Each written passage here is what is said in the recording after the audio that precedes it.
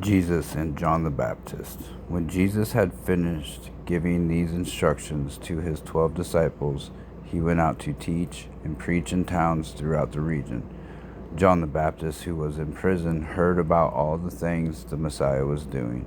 So he sent his disciples to ask Jesus, "Are you the Messiah we've been expecting, or should we keep looking for someone else?" Jesus told them, "Go back to John. Tell him what you have heard and seen. The blind see, the lame walk, the lepers are cured, the deaf hear, the dead are raised to life, and the good news is being preached to the poor. And tell him, God blesses those who do not turn away because of me." As John's disciples were leaving, Jesus began talking about him to the crowds.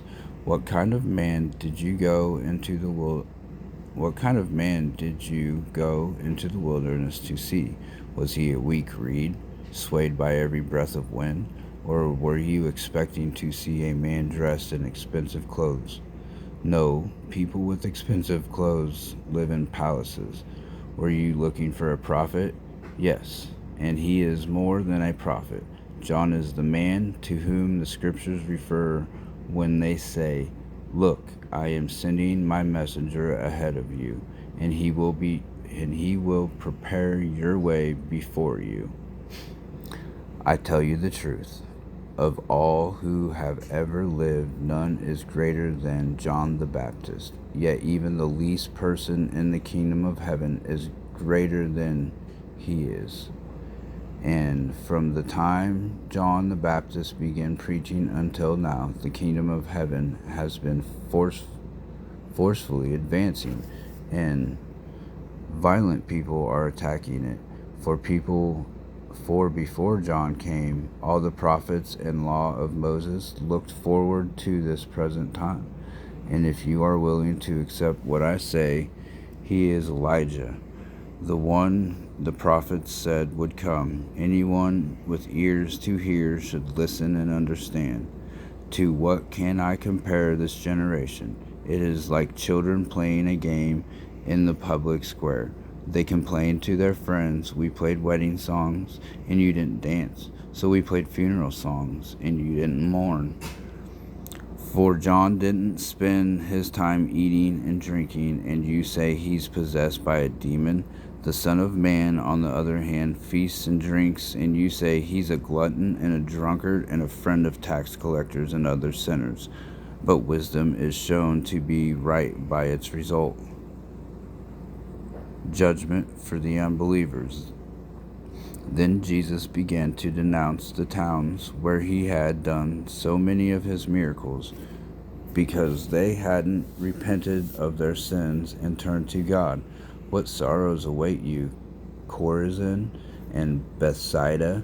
For if the miracles I did in you had been done in wicked Tyre and Sidon, their people would have repented of their sins long ago, clothing themselves in burlap and throwing ashes on their heads to show their remorse.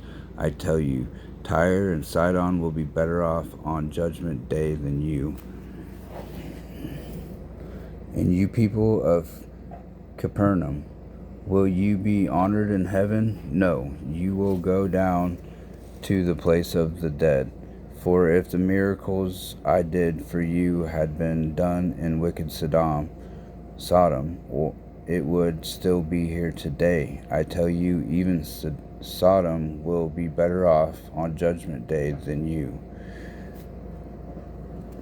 Jesus' prayer of thanksgiving. At the time Jesus prayed this prayer, "O Father, Lord of heaven and earth, thank you for hiding these things from those who think themselves wise and clever, and for revealing them to the childlike. Yes, Father, it pleased you to do it this way. My Father has entrusted everything to me. No one truly knows the Son except the Father, and no one truly knows the Father except the Son, and those to whom the Son chooses to reveal him." Then Jesus said, "Come to me, all of you who are weary and carry heavy burdens. I will give you rest. Take my yoke upon you. Let me teach you, because humble, gentle. I am humble and gentle at heart, and you will find rest for your souls. For my yoke is easy to bear, and the burden I give you is light.